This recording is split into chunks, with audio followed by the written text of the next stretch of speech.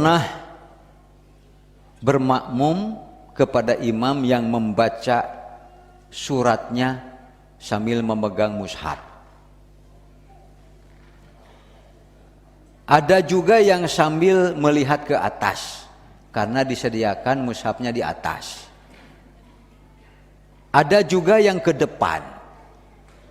Jadi gitu, imam dia pegang mushaf. Saya cuma tidak disebutkan apa mushafnya kecil atau besar. Kalau besar berarti begini, Pak. Ya kan? Kan mushaf ada yang terkecil, ada yang nuletik sedikit. Ada yang mushaf kecil kan? Berarti tergantung, saya tidak tahu mushafnya sebesar apa. Cuma kira-kira yang pertama katanya yang di depan, berarti mushafnya disediakan di depan, Pak. Ada juga yang di atas, mungkin di agak atas, jadi begini. Bismillahirrahmanirrahim. Naon eta teh juga. Ya mungkin saja kan. Yang namanya komo yang sudah berumur dan sebagainya, kacamata ditinggalin lah. Pertanyaan dulu, apakah memegang mushaf bagian dari pekerjaan sholat? Itu dulu, Pak, supaya mudah. Ruku rukun salat, tidak sah salat tanpa ruku. Sujud rukun salat, tidak sah sholat tanpa sujud. Nah, Fatihah rukun karena syarat sahnya qiyam. Nah ini, Pak, ya. Kalau ruku, sujud, julus, duduk ya, Pak. Qiyam, berdiri rukun salat. Tapi kita berdiri tanpa baca Al-Fatihah tidak sah berdirinya. Kalau tidak sah berdirinya berarti salatnya pun itu. Makanya baca Al-Fatihah syarat sahnya berdiri. Qiyam merupakan rukun salat.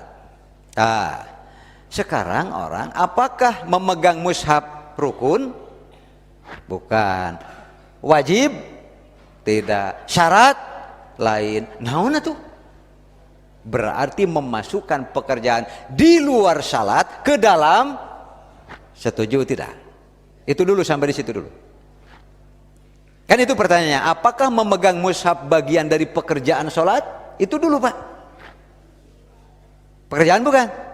Berarti kalau kita memegang mushaf di dalam salat, mengerjakan pekerjaan di luar salat ke dalam salat. Boleh tidak? Boleh tidak? Ya tidak boleh.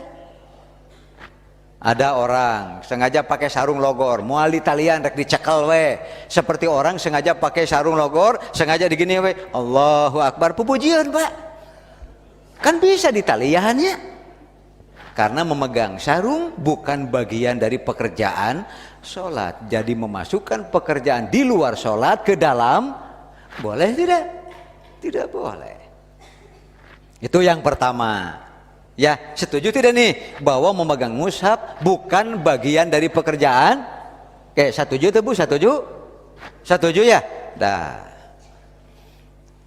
Lalu apa kalau begitu perintah Rasulullah tentang membaca di dalam sholat? Ini hadisnya disampaikan oleh Abu Hurairah. Sahabatnya Abu Hurairah nih. Abu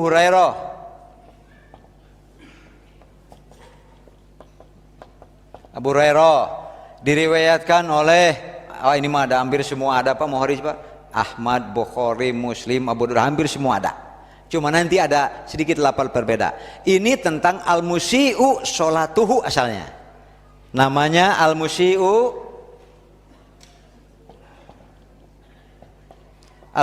sholatuhu. Nah, ini sholatnya jelek. Setelah sholat di masjid, ia datang kepada Rasulullah yang sedang duduk. Assalamualaikum, waalaikumsalam. Irji, sholat lagi kamu. Fa innaka lam tusalli, kamu belum sholat. Faraja'a fasalla, balik lagi, sholat lagi. Assalamualaikum, kata Nabi. Irji, fasalli fa innaka lam tusalli, sholat. Kamu belum sholat. Balik lagi, Pak. Entah apa yang kesalahannya, ya kan? Balik lagi, mau lapor setelah sholat, mau ngobrol, mau apa gitu, disuruh kembali lagi. Irji Fasholli fa innaka lam tusolli. Ini hadisnya nanti begitu Pak. Makanya dikenalah sholat ini, peristiwa ini disebut al-musi'u sholatuhu, orang yang buruk sholatnya sampai harus berulang-ulang disuruh sholat. Fa innaka lam tusolli, belum sholat kamu. Akhirnya dia mengatakan, saya tidak bisa sholat lebih baik dari ini, Rasulullah, baru ini yang saya tahu. Idza qumta ila sholati, mulailah muncul sabda Rasulullah, sehingga al-musi'u sholatuhu disebutnya jadi sababul wurud. Bisa dipaham Pak? Begitu sababul wurud. Satu sebab kejadian sampai Rasul jadi bersabda, idza qumta ila sholati fakabbir, bila kau siap maka bertakbiratul ihram, tsumma qra ma tayassara. Nah ini Pak. Nah ini ada yang kata-katanya summa iqra, jadi disakalikan jadi summa ro gitu, ma tayassara, yassara. Ini kuncinya Pak. Ada juga yang iqra ma tayassara pakai ma'aka, ma'aka, iqra ma tayassara ma'aka, ma'aka, nah gitu kan, ma'aka minal Quran. Ini Pak, perintah Rasul, baca yang mudah bagimu, baca Quran, surat-surat yang mudah bagimu. Yang mudah itu kita hafal atau tidak hafal Pak?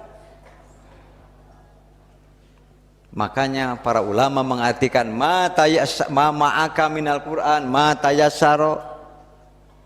Ini riwayat Al-Bukhari, Muslim dan sebagainya. Nanti di dalam riwayat Ahmad ini ada kata-kata ma'aka minal Quran, yang sudah ada saja. Iya, berarti iraha itu ngapalkeun anak di luar sholat. Untuk apa? Praktekkan nanti di dalam sholat. Sudah dipermudah. Ada abdi macana apalna kulhu, kulhu lah tong sok pupujieun. Apal kurhu ari maca surat Al-Kahfi, kapan jadi kieu Pak? Bisa dipaham?